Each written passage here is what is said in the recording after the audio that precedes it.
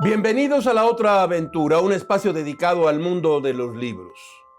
Stefan Todorov dijo que lo fantástico es aquel acontecimiento imposible de explicar por las leyes del mundo familiar o cotidiano de nuestra realidad. La Ciudad de México, por su condición de enclave centenario, por sus edificios que navegan en el tiempo a otro ritmo y con otra persistencia que la humana, por sus largas calzadas que a la vez fueron río y su expansión incontenible, es la mansión perfecta para todo tipo de fantasmas. El cineasta mexicano, el gran cineasta mexicano Guillermo del Toro, especialista en el género de horror y sus espectros, ha dado la siguiente definición de fantasma. Escúchela usted porque es magnífica. Un fantasma es un evento terrible condenado a repetirse una y otra vez. Un instante de dolor, quizá algo muerto que parece por momentos vivo. Un sentimiento suspendido en el tiempo, como una fotografía dolorosa, como un insecto atrapado en ámbar. Hoy hablaremos de fantasmas, de presencias persistentes en el imaginario de los habitantes de la Ciudad de México, desde las 1000 veces mentada Llorona hasta la estación de fantasmas del metro de la capital del país, los espacios concurridos, los callejones vacíos de gente, pero llenos de historias de sangre y violencia, los descampados donde se aparece una niña con la calaca de su perro, el robachicos, el leproso y otras leyendas urbanas han marcado la edad de la ciudad con sus relatos muchas veces repetidos. Sigmund Freud clasificaba lo siniestro como lo contrario a lo doméstico, a lo cotidiano. Así, los mitos y leyendas que traemos a continuación han helado la sangre del que escuche el chirrido de una puerta metálica, pasos en la azotea a medianoche, el ruido imprevisto de un gato en la calle vacía o a quien ve una sombra inexplicable oscurecer como una ráfaga en los muros. De cualquier modo, existan o no estas figuras reclamadas por la historia oral mexicana, la frase de Fernando Pessoa cae con el peso de una verdad como un templo. Pasar de los fantasmas de la fe a los espectros de la razón no es más que ser cambiado de celda. Como todas las semanas les recuerdo que fue Adolfo Bioy Casares quien escribió que leer era la otra aventura y que la primera era probablemente la vida misma. No se vaya, hay fantasmas. Estamos pues en la otra aventura.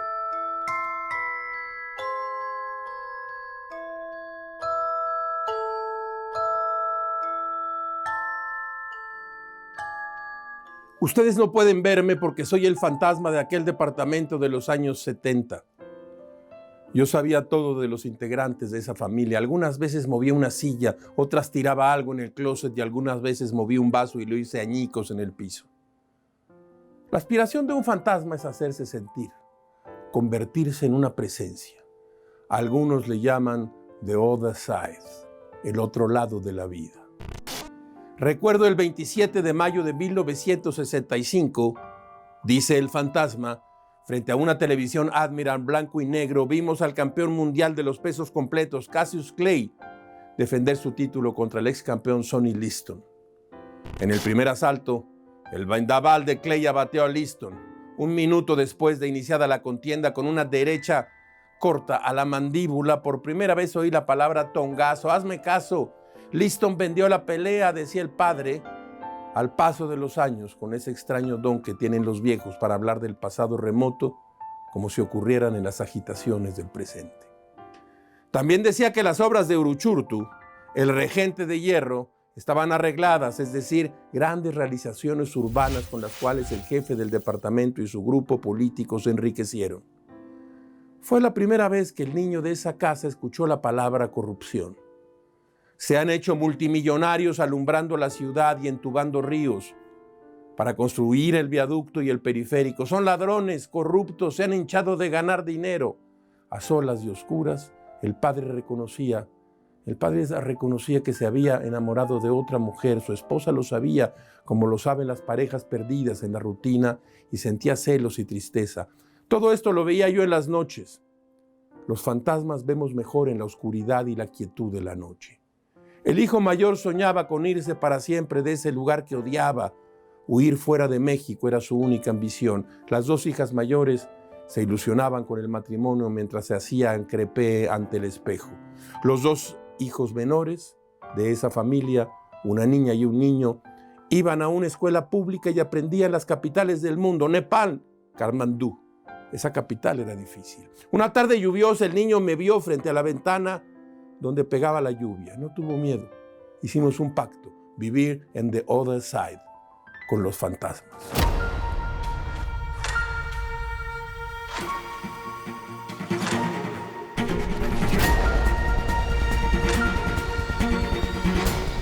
La leyenda de La Llorona es una de las más populares historias del imaginario colectivo mexicano, usted lo sabe.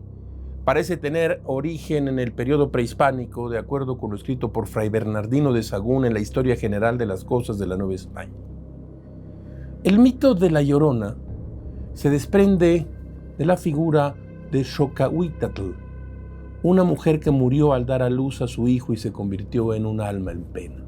En el año de 1936, el cronista Artemio de Valle Arizpe escribió un relato sobre este mito ampliamente conocido. En el cuento de Valle Arizpe, esta mujer atormenta a quienes escuchan su llanto. La versión de Valle Arizpe agrega al relato mítico la fuerza de la oralidad, pues en esta se mencionan las distintas versiones y rumores que fueron dando forma a la leyenda al paso de los años y las voces que la contaron. Dice así su narración: pasaba noche con noche en México a mediados del siglo XVI, cuando La Llorona, como dio en llamársele, henchía el aire de clamores sin fin.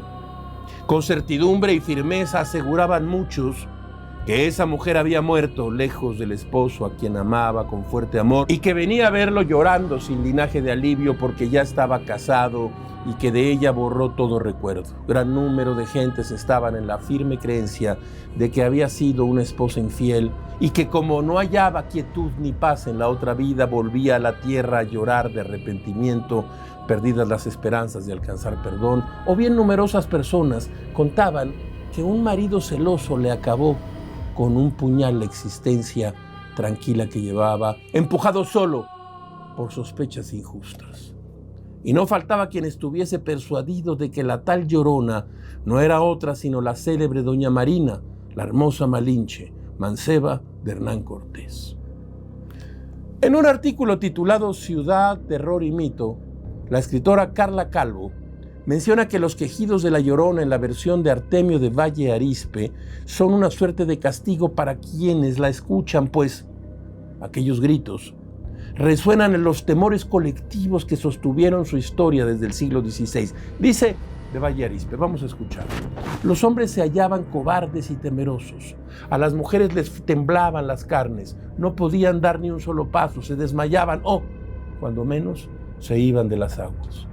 Los corazones se vestían de temor al oír aquel lamento largo, agudo, que venía de muy lejos e íbase acercando poco a poco, cargado de dolor. No había entonces un corazón fuerte. A todos, al escuchar ese plañido, los dominaba el miedo. Poníales carnes de gallina, les erizaba los cabellos y enfriaba los tuétanos en los huesos. ¿Quién podía vencer la cobardía ante aquel lloro prolongado y lastimero que cruzaba noche a noche por toda la ciudad? La Llorona, clamaban los paseantes entre castañeteos de dientes y apenas si podían murmurar una breve oración. Con mano temblorosa se santiguaban, oprimían los rosarios y cruces, medallas y escapularios que les colgaban del cuello. México estaba aterrorizado por aquellos angustiosos gemidos. Cuando se empezaron a oír, salieron no pocos a investigar y unos murieron de susto. Otros quedaron locos de remate y poquísimos hubo que pudieron narrar lo que habían contemplado entre escalofríos y sobresaltos. La leyenda de La Llorona por Artemio de Valle Arizpe puede encontrarse, entre otras compilaciones, en el libro Leyendas Mexicanas editado por Espasa Calpe. Yo tengo aquí, mire usted, traje este tomo. Es el 1 de Valle Arizpe, publicado por el Fondo de Cultura Económica. Hay otro tomo, pero hay otras ediciones. Tenemos aquí Historia, Tradiciones, Leyendas de Calles de la Ciudad de México, de Valle Arizpe, el tomo 1, con un prólogo de Germán Argueta. Y tengo el otro, La muy noble y leal Ciudad de México, que es un clásico según los relatos de sus cronistas. Fantasmas, sombras, el pasado de México.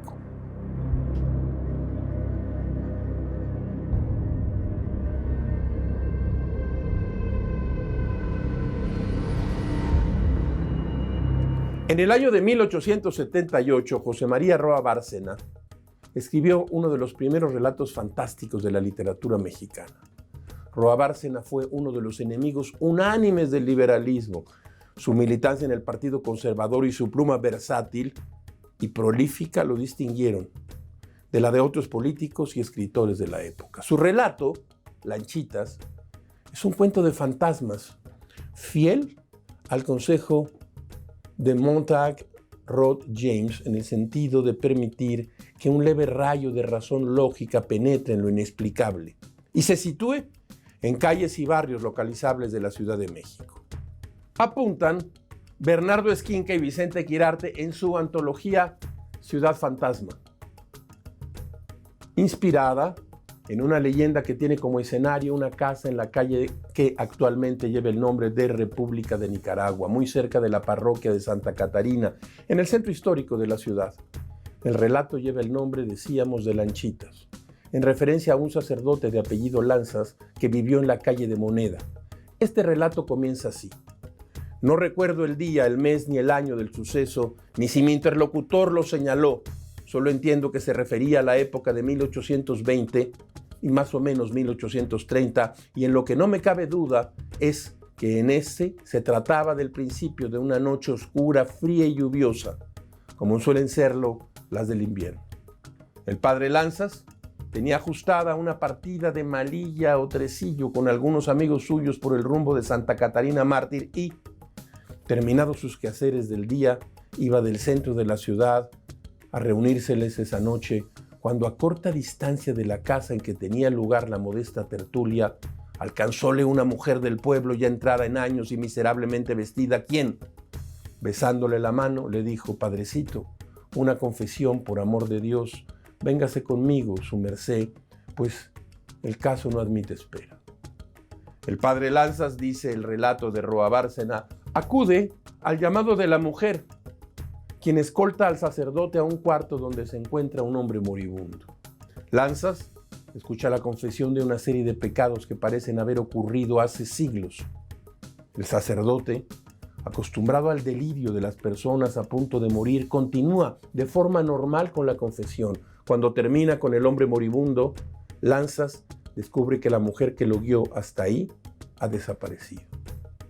Cansado, el sacerdote regresa a su tertulia, donde descubre que ha olvidado su pañuelo donde estaba el moribundo. Lanzas manda a un criado por el pañuelo y al volver este le dice que en aquel domicilio no vive nadie.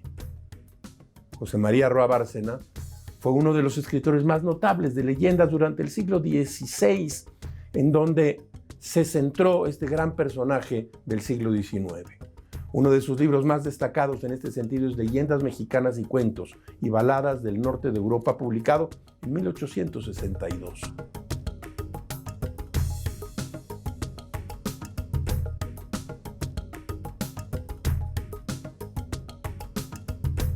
Como los cuentos de los hermanos Grimm, las leyendas mexicanas que han dado forma al relato de la ciudad guardan lecciones, advertencias y consejos orientados a reproducir un tipo de comportamiento, sobre todo en los más jóvenes, los más chicos.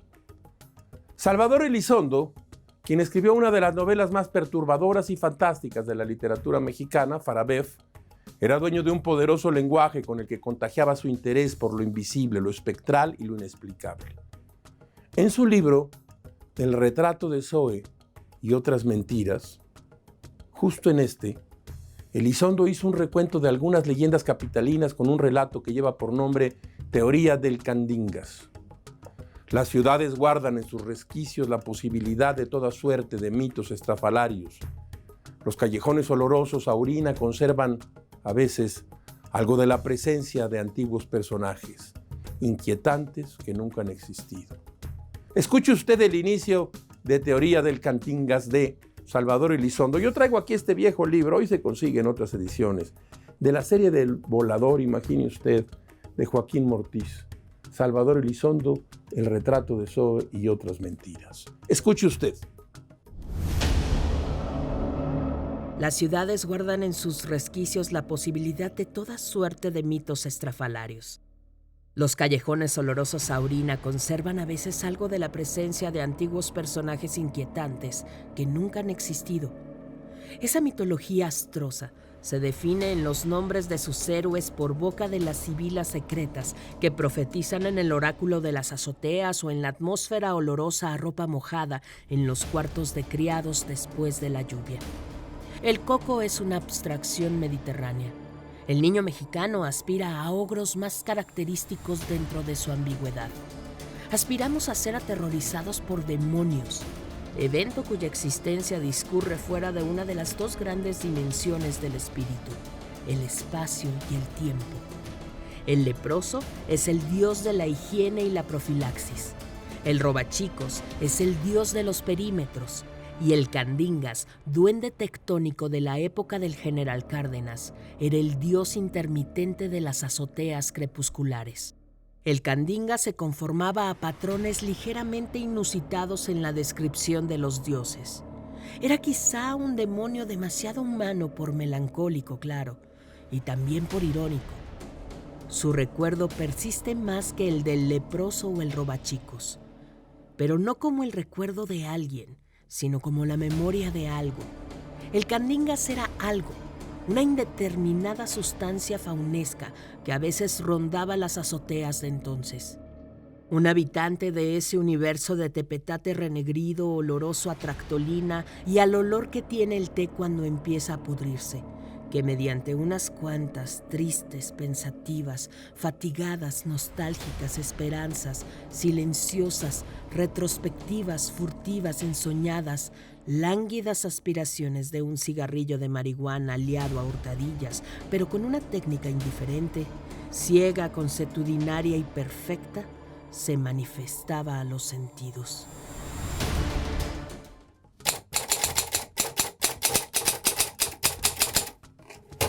De la mesa de novedades, mire usted, nos han llegado algunos libros.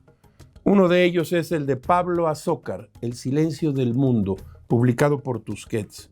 Entre la confusión de protestas y revueltas en Santiago, un joven universitario toca un día a la puerta de Elisa, buscando refugio tras un altercado con la policía. Mujer madura y acostumbrada a recluirse tras sus libros, Elisa no es una persona de emociones fuertes.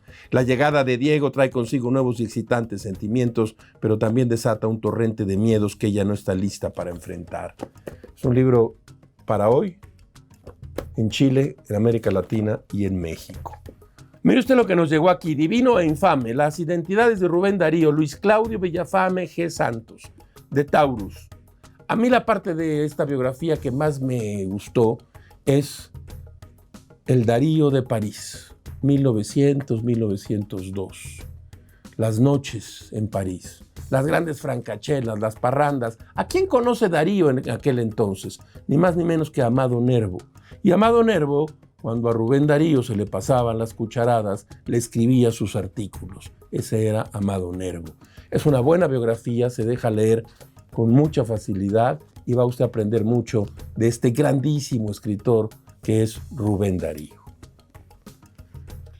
La editorial Calle Arena ha publicado un libro actual, urgente, para hoy. José Goldenberg, Izquierda y Democracia, Calle Arena. Este breve libro reúne 6 textos fundamentales para entender y tomar una postura hoy en la vida política mexicana. Preocupado por el rumbo que lleva el país, en uno de sus textos de este libro, José Goldenberg hace, entre otras, estas preguntas a sus amigos y excompañeros del PSUM, del PMS y primeros años del PRD. ¿No les alarma la descalificación sistemática de medios y periodistas críticos a la gestión del gobierno? ¿No les preocupa el poco aprecio que el presidente tiene por la ciencia, la cultura y las artes? ¿No les lastima que haya dicho que el feminismo, el ecologismo y los derechos humanos no son más que una invención del neoliberalismo? ¿No les enoja que hoy México tenga más pobres que hace 3 años y que millones de personas de las capas medias hayan caído en la pobreza? Es un breve libro para hoy. José Goldenberg, Izquierda y Democracia, Ediciones Caldearena. De la mesa de novedades.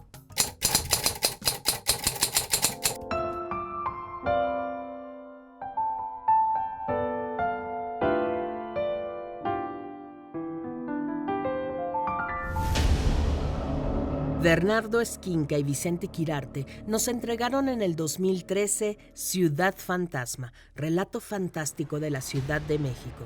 Una antología que recoge autores como Manuel Paino, Amparo Dávila, Carlos Fuentes, Francisco Tario, José Emilio Pacheco, Rafael Pérez Gay y Sergio González Rodríguez, entre otros. En el prólogo al primer tomo de esta antología se puede leer lo siguiente. Los edificios guardan energía de lo que sucedió en ellos. Los escritores llamados colonialistas sabían que cada puerta, cada ladrillo, cada arco conserva la huella de quienes los vivieron en todos los sentidos. Por eso exaltaron hitos, calles cuyos nombres provienen de leyendas que tuvieron lugar en sus espacios. La auténtica literatura, dicen los compiladores, es fantástica. Vulnera, subvierte y transforma la existencia dictada por la norma. Caso extremo el de la literatura de terror o el cuento de fantasmas, a cuya estructura tradicional se acoge esta antología. Ciudad Fantasma ofrece al lector la oportunidad de recorrer las sombras más profundas y los sitios más legendarios de una ciudad que a diario se arruina y renace en las mentes de quienes la habitan. De la leyenda fundacional de la urbe al relato que anuncia su destrucción, de los crímenes que medran en los barrios bajos, a las plagas y castigos divinos que caen sobre los habitantes. Los relatos que conforman esta antología es un itinerario que recorre siglos de historia, superstición y leyendas.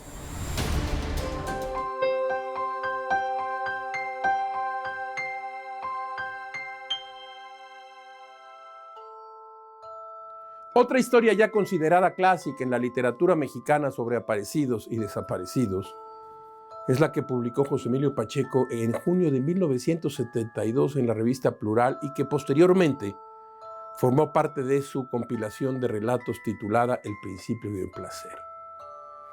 Nos referimos al cuento titulado Tenga para que se entretenga.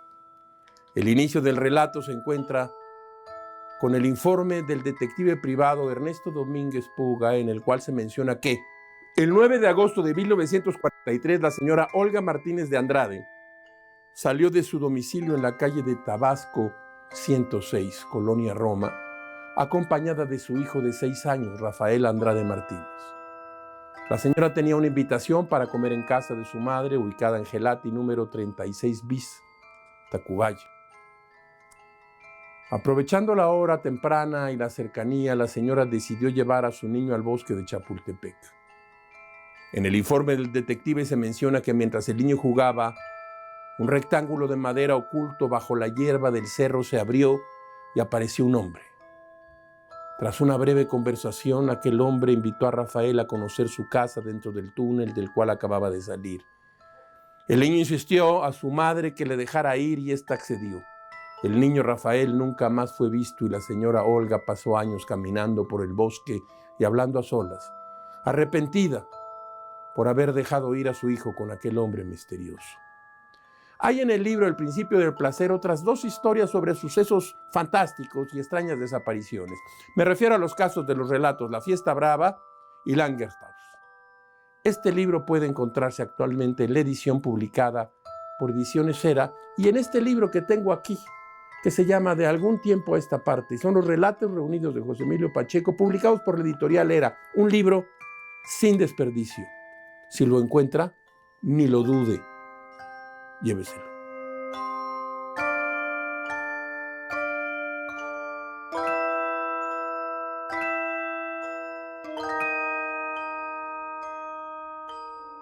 Como todas las semanas, usted encontrará aquí un espacio ¿para qué? Para la felicidad de las frases célebres, esas que se dicen en las sobremesas y se repiten aquí y allá. Escuche usted esta.